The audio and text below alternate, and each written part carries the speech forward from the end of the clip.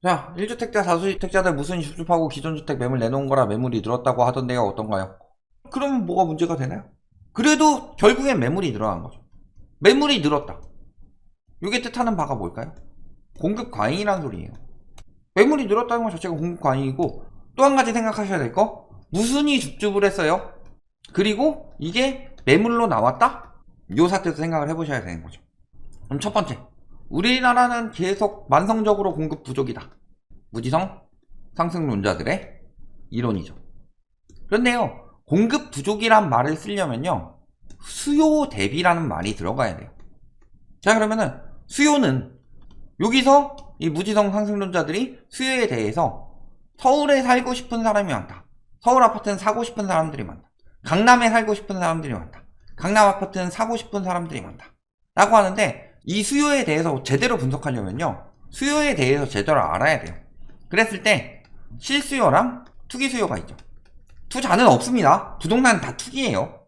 수익형 부동산 이런 쪽은 투자일지 몰라도, 월세 받으면서 하겠다 이런 거면 몰라도, 주택 가지고 하는 건 다 투기예요. 뭐 투자라고 주장할 수 있는데, 저희 예전 영상에 투자와 투기의 가장 큰 차이점은 생산성이라고 말씀을 드렸어요. 뭐 사람에 따라서는 그게 정의가 되어 있는 건 아니지만, 저희가 이야기할 때는 투자와 투기는 가장 큰 차이는 생산성이다. 그래서 코인도 투기고 부동산도 투기예요. 주식 같은 경우는 예를 들어 내가 삼성전자에 넣는다고 합시다. 그러면 삼성전자 자체가 뭐 주가가 올라가서 돈을 번다. 물론 그걸 노리고 있겠지만, 삼성전자라는 그룹 자체가 수출을 하고 돈을 벌어서 기업이 커진다.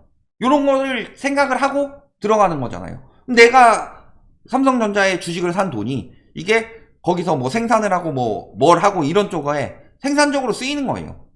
그런 쪽은 투자라고 볼 수 있는데, 부동산, 코인은 뭐예요? 리셀러예요, 리셀러. 내가 샀다가 나보다 더 비싸게 사줄 사람을 찾는다. 시대 차이가 보는 거. 그러니까 갭 투기, 그 다음에 코인 투기, 이렇게 말씀을 드리는 거고, 저희는 투자 투기를 나눔에 대해서 뭐 남이 하면 투기고 내가 하면 투자고 뭐 이런 거냐 이런 뜻이 아니라 딱 그 기준을 가지고 이야기를 해요. 생산성이 있어서 이게 자본주의의 논리에 맞게 경제적으로 어느 정도 영향을 미치느냐, 합리적으로 긍정적인 영향을 미치느냐, 그렇게 되면 투자인 거고, 부동산 가격 올라가서요, 갭 투기 해가지고 부동산 가격 올라갔을 때 경제의 긍정적인 부분 한 가지라도 있나요? 코인도 마찬가지고. 그러니까 그건 투기라는 거죠. 그런데 수요에서는 실수요를 생각을 해야 돼요. 왜냐면은 실수요는 고정적이라면 투기 수요는요 굉장히 가변성이 큽니다. 그래서 지금도 보세요. 2021년하고 2023년 지금 딱 2년 사이에 엄청나게 수요가 급감을 했죠. 물론 이 부분은 실수요의 급감도 있지만 핵심적으로는 투기 수요가 급감한 게 굉장히 크죠. 그러니까 이 부분은 생각하면 안 돼요. 수요 공급 부족하는데, 공급 부족을 이야기를 하려면요, 진짜로 거주지가 부족하다, 이게 공급 부족인 거지, 투기 수요들 잔뜩 몰려와가지고 수요가 굉장히 많은데 이걸 가지고 공급 부족이다, 수요가 많으니까, 이거는 다 가스라이팅이고 다 거짓말이에요. 그러니까 실수요를 위주로 봐야 되죠. 그런데 지금 실수요가 없다, 이게 핵심이죠. 거래량이 늘어났는데도 실수요가 없다. 왜? 거래량이 그래도 서울 같은 경우 6, 7천 건이 나와야 돼요. 지금 2월 거래량 많이 늘었다고 하죠. 얼마나 늘었어요? 한번 볼까요? 2,000건 조금 넘겠죠. 아직 13일이니까 앞으로 한 보름 정도 남았는데, 신고 기한이. 그러면은 2월에 2,000건 좀 넘게 나오겠죠. 이게 거래량이 살아났다 하는데 이거 개박살난 거래량이에요. 여태까지가 워낙 박살이 나 있었던 거고. 그러니까 실수요가 없단 소리예요. 실수요가 없는데 그 이유는 높은 부동산 가격 때문인 거고, 높은 부동산 가격 때문에 대출을 많이 받아야만 집을 살 수 있었죠. 그래서 LTV로 생각할 땐 몰라요. 사람들이 몰랐어요. 집값이 계속 올라간다고 하니까 그만큼 대출 받아가지고 여기저기 대출 끌어서 영끌해서라도 사야지. 그런데 그거를 이제 DSR을 계산해 보니까 저금리 때도 DSR이 50%가 넘어갔더라. 원금이 태반이잖아요. DSR의 태반은 원금이에요. 이자도 뭐 어느 정도 영향을 주지만. 그래서 금리 올라갔을 때 지금이 60% 정도고 2020년 이때는 53% 이 정도였어요. DSR이. 근데 DSR이 40%가 걸렸어요. 이것을 없앨 수가 없죠. 그러면 나머지 60%를 내 돈으로 마련을 해야 되고, 첫 번째. 그 다음에 두 번째로 소득이 올라야만 대출이 더 나와요. 그러니까 실수요가 살 수 있는 가격에는 한계가 있다는 거죠. 그러면은 수요는 당연히 줄어들 수밖에 없어요. 이 상황에서 집값이 올라가게 생겼다고 투기 수요들이 들어와야 되고 지금 그걸 유도를 하고 있는 거죠. 그래서 지금은 실수요 시장이다 라고 하는데, 실수요들이 사고 있는 아파트들은 굉장히 저가 아파트들을 중심으로 사고 있고 고가 아파트는 다 투기 수요 시장이에요. 지금 사면은 내가 많은 이자를 내고 뭘 하더라도 집값이 더 오를 테니까, 오른다고 하니까, 바닥을 찍은 것 같으니까 이렇게 들어가는 거죠. 근데 결국에는 더 올라간다 이거 자체가요, 나보다 더 비싸게 사줄 수요가 필요하다는 소리예요. 근데 나보다 더 비싸게 사줄 수요가 지금 있어요? 지금 내가 산 가격보다, 부동산은 결국엔 장기적 우상향이니까 10년 뒤에는 지금 내가 산 가격보다 더 비싸게 사줄 수요가 있느냐, 요 부분을 봐야 되는데, 첫 번째로 10년 뒤에 원래 사야 되는 사람들이 이번에 청년층에 싹 다 물렸어요. 두 번째로 10년 뒤에도 DSR은 그대로 적용이 되는데, 우리나라는요 어느 정도 경제 성장을 한 뒤에 소득이 그렇게 집값처럼 튀지 않아요. 10년 뒤에 소득으로 DSR 40%를 받는다고 생각을 해봅시다. 10년 뒤에 소득은 지금보다 많이 올랐겠죠? 그렇다고 하더라도 그 가격을 감당할 수 있는 DSR이 되느냐, 이런 것도 판단을 해봐야 되겠죠. 그러니까 그런 점을 생각을 해야 되는데, 지금 뭐 반등한다 하니까 또 마음 급해져서 가는 거예요. 뭐 때문에? 포모 증후군 때문에. 포모 증후군 플러스 한탕주의, 요 두 가지 심리가 아직 남아있는 거예요. 한탕주의의 대표적인 예시가 파이어족이잖아요. 외국에는 파이어족 이런 말로 안 써요. 우리나라 같은 경우에 조기에 돈 잔뜩 벌어가지고 경제적 자유를 얻자, 이게 아니에요. 포모 증후군 아직도 있죠. 지금 사는 사람들 중에 실수요는 어떤 사람들이에요? 아, 부동산 그렇게 계속 올랐는데 지금 떨어진다고 하는데 벌써부터 또 이렇게 신호 나오고 있어. 2018년 때 떨어지다가 2019년 때 뜬 것처럼 다시 또 그러지 않을까? 막 겁이 나는 거지. 그런 사람들을 지금 노리는 거고. 그렇잖아요. 잘 생각해보세요. 사기꾼들이 심지가 굳은 사람들한테 사기를 쳐요? 아니면은 심지가 약한 사람들한테 사기를 쳐요? 귀가 두꺼운 사람한테 사기를 쳐요? 아니면 귀가 얇은 사람들한테 사기를 쳐요? 그런 식으로 움직였는데도 고작 2,000건이라는 거예요. 서울만 살아났다고 하는데. 전부 다 살아났으니까 살아난 거 아닌가요? 글로벌 금융위기 때요, 말씀드렸지만 집값 하락하는 장에서도 막 7,000건, 8,000건씩 거래됐어요. 그때 서울에서. 근데 2,000건 가지고 살아났다고 하고 있어요. 하락하면서 거래량이 계속 늘어나요. 왜 거래량이 늘어날 수밖에 없느냐? 가격이 떨어지니까. 근데 여기서 가격이 다시 올라가 봐요. 다시 거래량 줄겠죠. 내 소득이 그렇게 늘어나지 않았는데.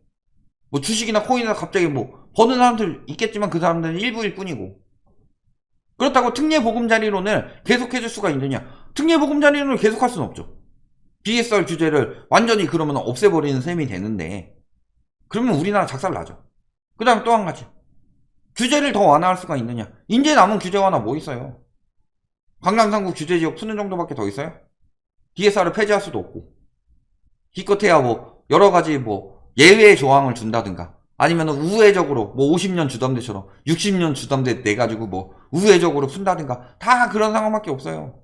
그러니까 말씀을 드리는 부분이 나더라도 잠깐 반등이다. 아니면 또 한 가지 방법이 있죠. 진짜 반등하려면은 금리가 코로나 때처럼 급격히 다시 떨어지든가. 지금 코로나 위기 전 수준 정도까지 떨어졌죠, 집값이. 그러면은 코로나 터지기 전에 경기 그때도 되게 안 좋았죠? 그때 집값이 올라갈 수 있었던 이유는요, 1.75에서 두 번에 걸쳐서 1.25까지 내리고 또 두 번에 걸쳐서 0.5까지 급격히 내렸기 때문이에요. 근데 금리 인하하면 집값 튄다? 금리를요 그 정도까지는 급격히 인하해줘야 돼요. 그러니까 당시에 1.75가 부담돼서 떨어졌던 거예요. 지금도 그 전에 떨어지기 시작했죠. 침체되면서 거의 뭐 1.25 이때부터 막 떨어지기 시작했죠. 그 가격에서 부담됐다는 거예요. 그러면은 최소 1.25에서 1%까지 떨어져야지 그게 집값에 영향을 줄 수 있을 정도로 게 되는 건데, 지금 인플레이션이 심하죠? 미쳤다고 그렇게 떨어져요? 하는 총재가요, 아무리 정부에서 압박 줘도 조금 속된 말로 대가리에 총 맞지 않는 이상 그렇게까지 떨어뜨릴 일은 없다, 당분간은.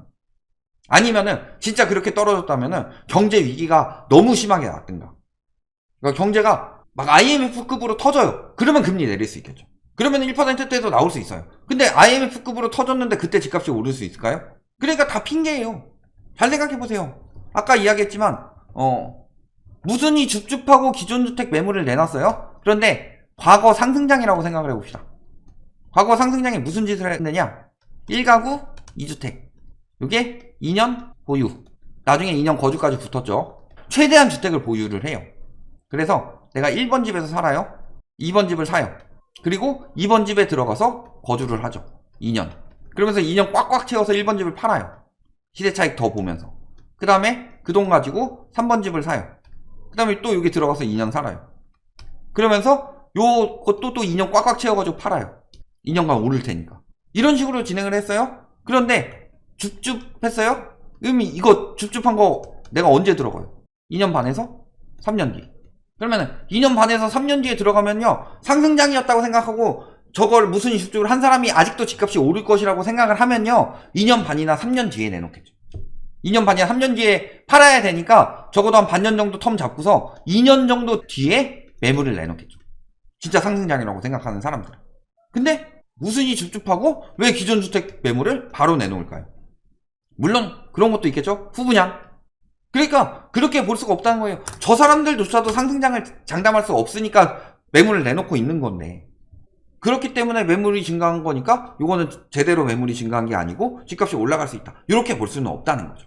이런 부분 생각해 보시면요, 지금 심리가 어떤지 답이 나온다. 진짜로 상실감이 큰 사람들은 아직도 포모 증후군이 있고 나만 뒤처지지 않을까, 이런 생각이 있는 거고요. 이미 거기서 어느 정도 비싸게 산 사람들 같은 경우는 지금 물려가지고 다시 올라간다는 말이 맞기를 기대하고 있는 거고, 그 전에 사가지고 아직까지 수익이 있는 사람들은 빨리 팔아치우고 빠지려고 하는 거예요. 그 상황에서 뭔가가 거슬린다 라고 하면은 저런 궤변들이 나오는 거죠. 무순위 한 사람들이 내놓은 거다, 집값은 올라갈 거다 라고 해서 내 것 좀 빨리 사달라, 이 이야기 하는 거고. 요게 답이죠.